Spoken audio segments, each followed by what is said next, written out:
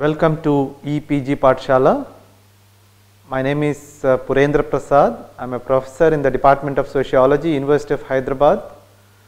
Today I will be talking about individual pain and social suffering. This is module 4 in the Sociology of Health course.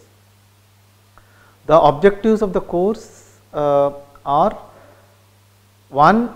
To make a distinction between individual pain and social suffering. Second, how pain defies both biomedical and scientific parameters, and therefore it needs to be located within the social context. Third, to explain the language of pain, which has more to do with the social world. The moment we talk about pain, we only remember about individuals going through pain. Is pain a private expression? No. Pain actually is a public kind of an expression. Why do we say that? Because pain defies all the biological and scientific kind of parameters. It is present in both body and life. Pain actually cannot be measured by any kind of pain meters. If there is pain in one part of the body or one organ, at next moment it actually travels to other part of the body. So, it is not possible to quantitatively measure and assess the pain. We are talking about this dimension of pain because biomedical explanation actually expects all individuals to articulate pain in a similar manner. Lay people cannot express pain in one particular way. They may mean certain term, but the intensity of pain that they are going through actually is something that they may not be able to articulate in the language that is appropriate in each context. What does that mean? If somebody uses the term called kamjor, what is called as weakness, which they are not simply talking about weakness, fragility, delicate. No, they are also talking about certain kind of a loss of their face in a particular community, or it is about a lot of social kind of status and other things. When it gets a beating in the community, then they also express the term kamjor. So, each of these terms actually have different meaning. However, the biomedical science expects each individual to articulate in a similar language. Okay. So, this is where I think a lot of sociologists, Arthur Kleinman, Byron Good, Susan Sontag and Judy Puig, several of these social scientists actually conducted studies in different contexts and tried to explain the relationship between the individual pain and that of the social context. For example, I think Byron Good, who explains the significance of language of pain, saying that it is a set of words, symptoms, feelings and behavior that runs across the members of a society. What he calls it in terms of semantic illness network. So, he says that these symptoms actually that are manifested may not really be the only way to understand the pain or suffering that one is going through.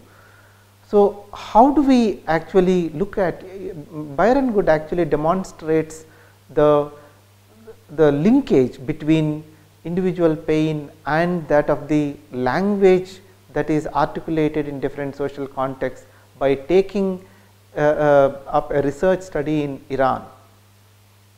He finds that a lot of Iranian women expressed when they consult a doctor that they are going through heart distress. What does heart distress mean?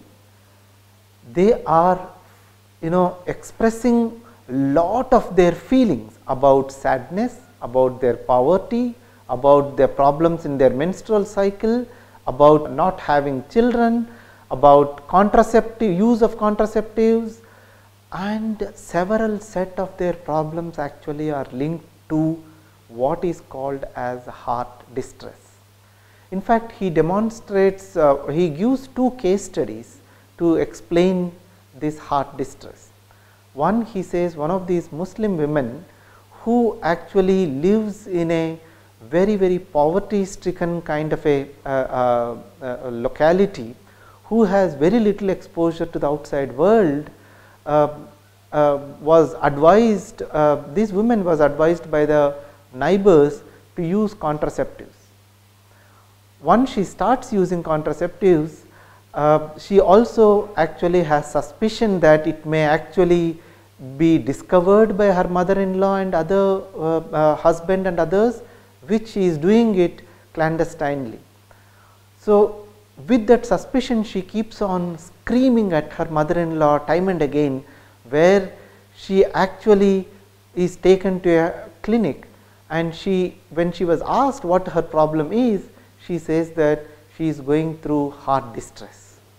So, this is actually to do with the social taboos, the relation between mother-in-law and the daughter-in-law, the poverty related kind of a problems within the household. Lot of things are linked to heart distress. Similarly, he demonstrates another case study where both husband and wife knew that husband actually is addicted to opium, but each one is not actually trying to accept the reality. So, how this kind of a non-acceptance among the family leads to a kind of medicalizing it. When they go to a doctor, they keep on articulating it is about the heart distress. So, through these two case studies, Byron Good says that the sickness, the kind of semantic illness network is something that we need to understand in terms of what is the relationship between the words, the symptoms, the kind of social situations that they are in, what kind of feelings that they are going through. All these are interlinked, and therefore, it is important to understand the individual pain within a particular social context. Similarly, Kraus Inga Britt, one of the author who did a study on Punjabi women in UK, actually talks about a problem called sinking heart. Lot of these Punjabi migrants in UK who have actually settled down for several decades without much social kind of interaction, and who have been missing their homes back in India, they actually undergo a lot of problems in their day to day social life because of isolation and segregation.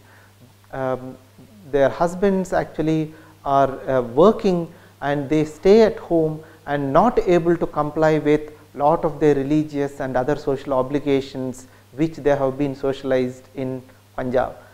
So, these actually feelings are something that they make them depressed, and whenever they are their husbands actually take them to the doctors, they express saying that they are going through what is called as sinking heart.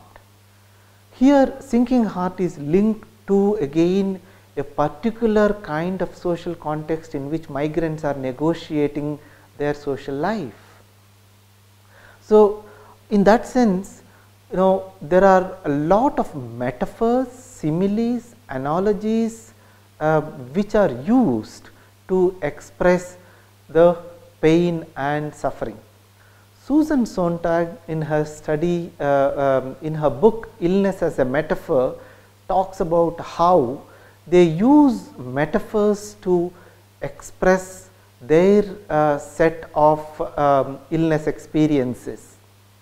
Okay. Susan says that how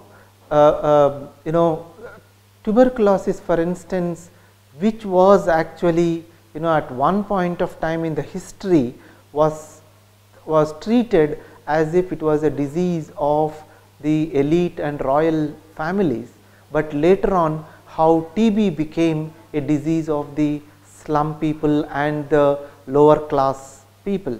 Okay. So, the kind of stigma that gets attached to certain diseases is something that makes people not articulate that they are affected with TB, but something else. So, they never mention the word TB.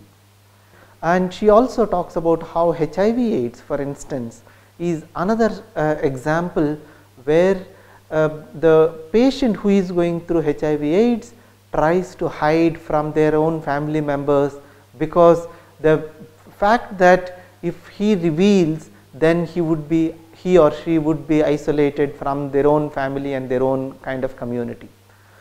So, given some of these kind of social context, the way they articulate their pain, their suffering, okay, in a particular kind of medical terms or in terms which are hiding rather than revealing. Okay. So, these are the contexts in which sociologists have been emphasizing, saying that one needs to understand how pain or suffering actually is articulated in the real society. Looking at the debates that are going on in terms of how the concept pain or illness actually does not capture everything, Kleinman, Veena Das and several others actually have come up with a term called social suffering. What does social suffering mean?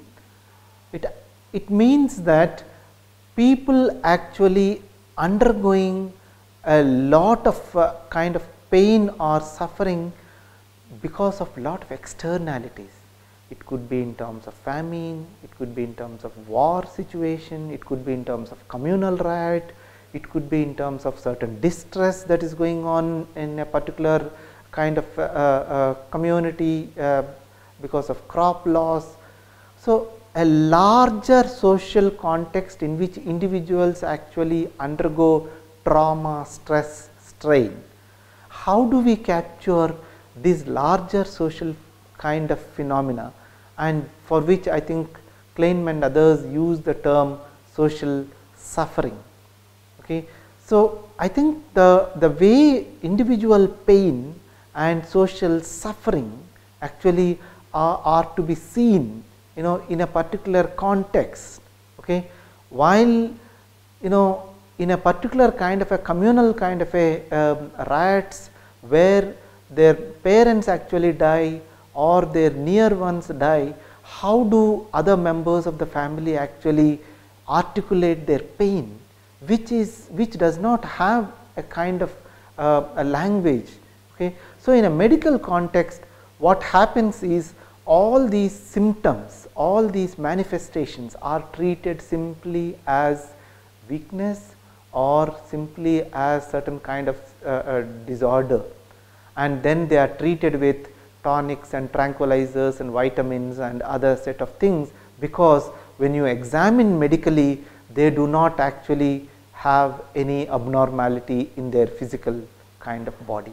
So, abnormality not in terms of the body, physical body, but also the social body, which impinges the individuals. So, in order to explain pain more comprehensively, the term social suffering is used in health literature. Social suffering actually brings an assemblage of feelings and symptoms together,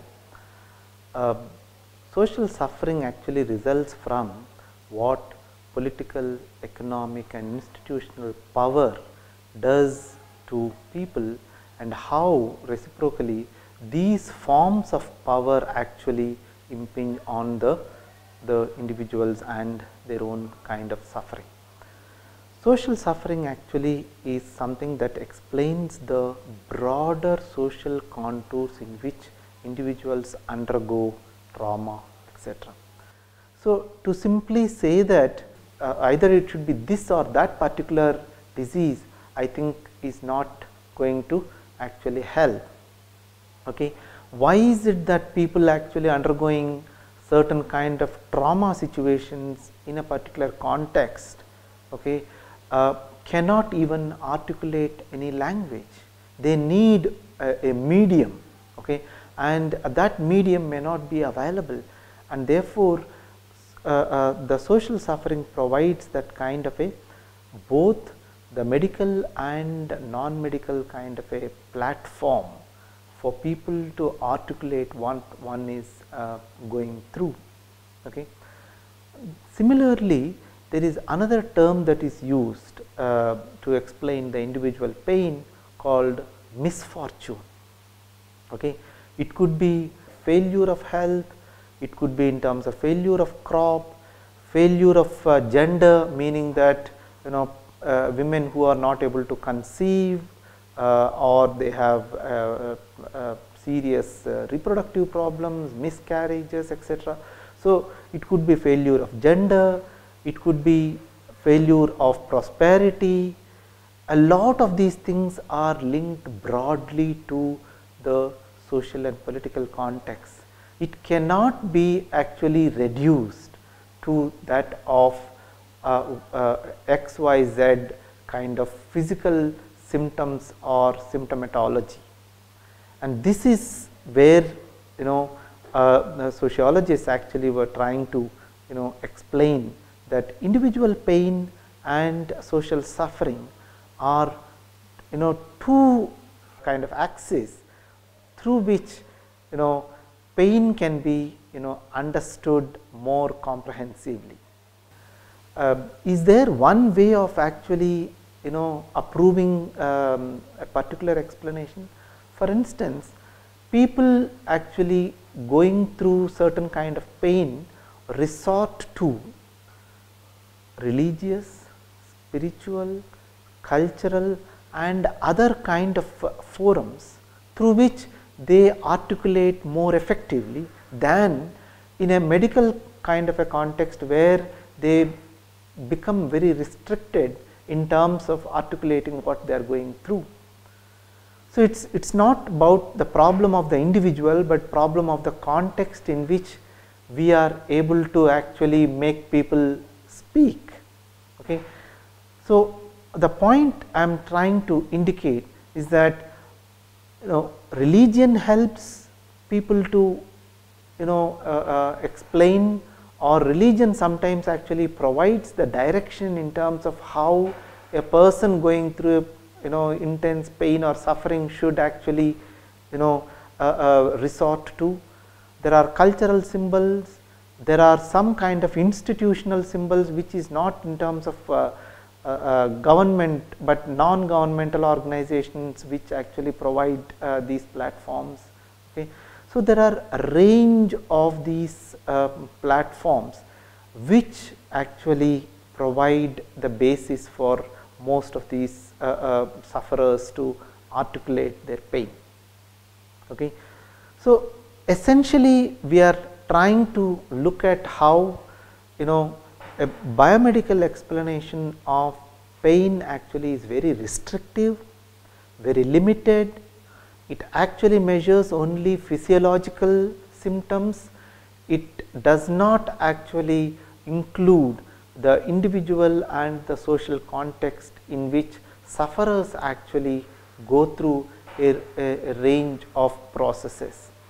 In that sense, okay, whether we are talking about Byron Good, who looked at heart distress, whether we are talking about Cross Ingabrett, who talked about sinking heart, or when we talk about Susan Sontag, who was talking about the metaphors, which become very, very important kind of core symbols for people to articulate in different contexts.